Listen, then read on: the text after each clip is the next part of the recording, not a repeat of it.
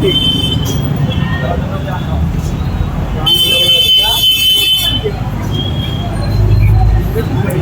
Friends, నేను మీ బొల్లారాణి. ఇప్పుడు చూడండి, పూణేలో దగ్లూ సేట్ హల్వాయి అనే దేవాలయానికి మనం వచ్చాం. ఇక్కడ విఘ్నేశ్వరుడు అండి. వినాయకుడు చూసారా ఎంత బాగున్నారో, చాలా అద్భుతంగా ఉందండి. వినాయకుడిని కింద వెండి పీఠం ఉందండి. ఆ వెండి పీఠము చాలా అద్భుతంగా ఉందండి. దాని మీద వినాయకుడిని ప్రతిష్ఠించాలంటే బంగారంతో చేశారండి. ఈ బంగారం 25 కేజీల బంగారంతో ఈ వినాయకుడిని ప్రతిష్ఠించారండి. కింద వెండి ఏమో 12 కేజీల వెండి పీఠం ఉందండి. ఇదిగోండి చూడండి, చుట్టూ వినాయకులు ఉన్నారు.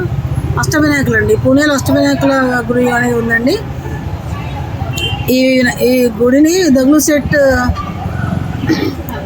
హల్వాయి అని ఆయన నిర్మించారండి. ఆయన కుమారుడికి బాగోకపోతే అప్పుడు ఆ టైంలో ఆయన ఏం చేస్తారంటే, ఆ కుమారుడు చనిపోయాడు. తర్వాత ఈయన కూడా ఆరోగ్యం బాగోక కొంచెం ఇబ్బంది పడుతున్న సందర్భంలో గురూజీని కలిశారు. స్వామీజీని కలిసి ఆయన్ని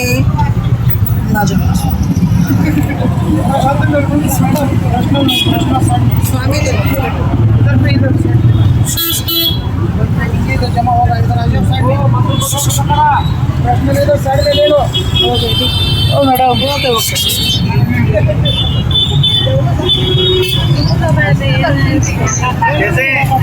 జూమ్లో పెట్టాలి. ఆయన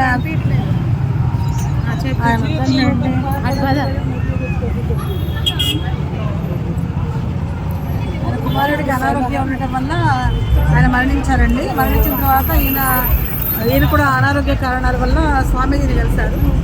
స్వామీజీని కలిసి అక్కడ ఏం చేస్తారంటే, స్వామీజీని కలిసి ఆయన్ని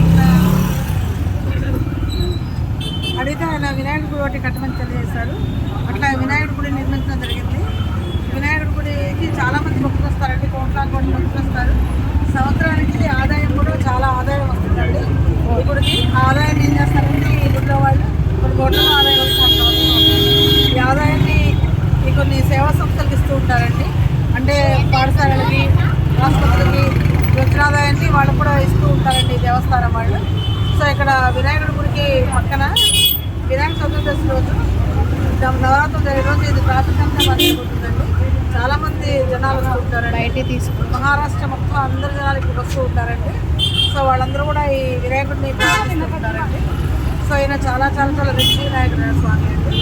చూడండి, ఇక్కడ ఆయన వినాయకుడి పక్కన 2 ఏనుగులు ఉన్నాయండి. అవి కూడా వెండితో చేశారు. చాలా అందంగా ఆకర్షణీయంగా ఉన్నారండి స్వామివారు. మీరు ఇప్పుడు చూసారు కదండి స్వామివారిని. ఇదిగోండి, ట్రాఫిక్ అంతా చాలా ఎక్కువ ట్రాఫిక్ ఉందండి.